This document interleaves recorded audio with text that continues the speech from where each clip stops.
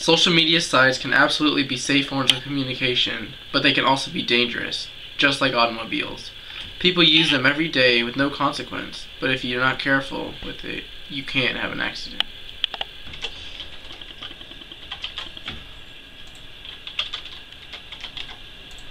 Oh my god.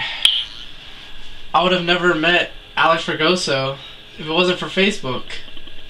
Man, I love Facebook.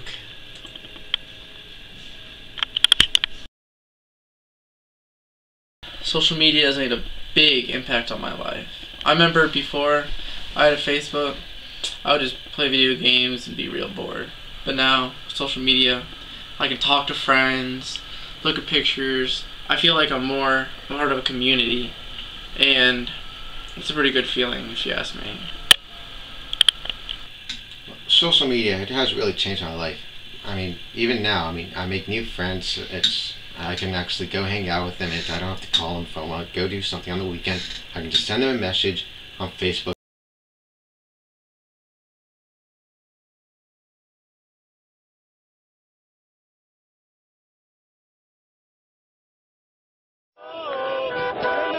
The peaceful Egyptian revolution had a distinct goal, but no clear leader. Yet from the masses, a handful emerged, including Wael Ghonim. His tweets offered both a narrative and a nudge to protesters. He's been sort of tweeting every day, almost every hour, and he's developed quite a mass of followers. He's become a figurehead of this revolt. I guess we can now call it a revolution. It's generally acknowledged that Ghonim's Facebook page first sparked the protests. Titled "We Are All Khalid Said," it memorialized an Egyptian businessman who'd been beaten to death by police after threatening to expose corruption. The page called for protests on January 25th. That became known as the Day of Wrath, as thousands poured onto the streets. Ghonim's arrest by Egyptian authorities on January 28th and release 12 days later only added to his legend. When Ghonim is mentioned, usually his company is too. Google executive Wael Ghonim created a Facebook page that He's the Middle East and North Africa marketing manager at Google. So far, Google has commented only briefly. We can't comment on his personal beliefs. He's on leave at the moment, and we look forward to having him back at Google. It's a little bit tricky here, this relationship here, because, this is an employee of Google, yes, but he's acting on his own time. Robert Solomon says companies in emerging markets like Egypt, where governments are big customers, need to be careful not to bite the hand that feeds them. Is this connection likely a good thing or a bad thing for Google? Well, on the one hand, it could be a bad thing to the extent that Ghonim's activities raise some questions or jeopardize some relationships that Google has in Egypt. However, it might be a good thing if people now view Google as a good place to work and a place that allows young people to have a voice. A voice which ushered in a social revolution in Egypt, where the most powerful weapon was social networking. Seth Doane, CBS News, New York. Hey Lewis, it's time for dinner. Dad, I can't go. Twitter is so addicting.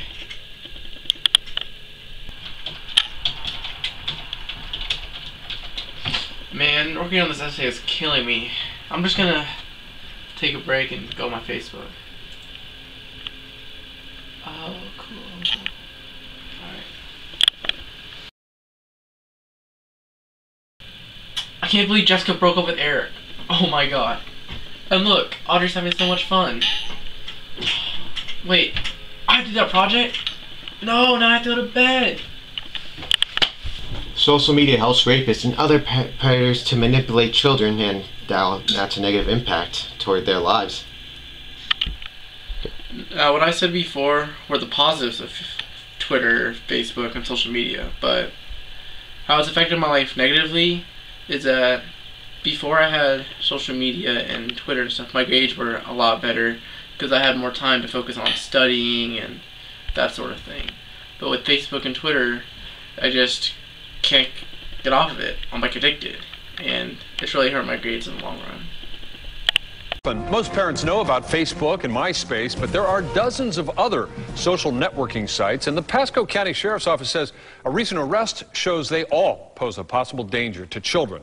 Eric Waxler has this story. Authorities say the two found each other on a website called myyearbook.com. 32-year-old Christopher Rasny and a 14-year-old girl.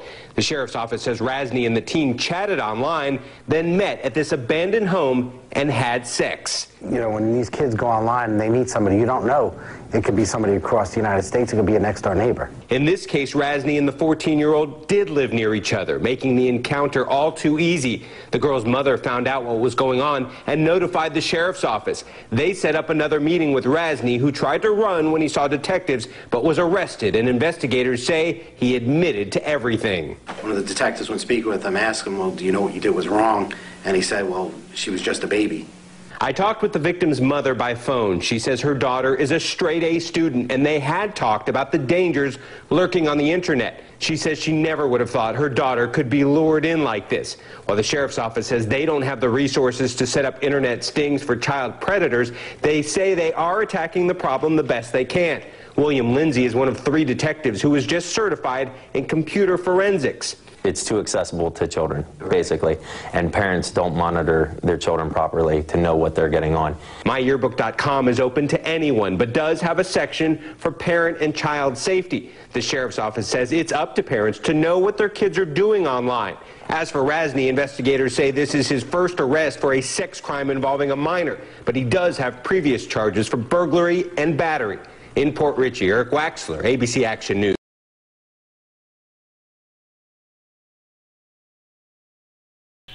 Social media overall is a gigantic positive.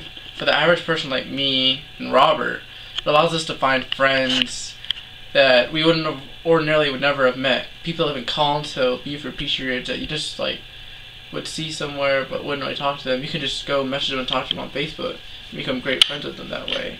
Facebook and Twitter and social media can also allow you to find a long lost friend or family member, and it could really bring family units together. Also, as I said before, Facebook is very good. Facebook and Twitter and social media is very good for finding news, finding information, and overall I think it educates the general public. Because without social media, most of the general public wouldn't even know about these news events that happen, such as the election of President Obama, which was basically helped a lot by Facebook and social media.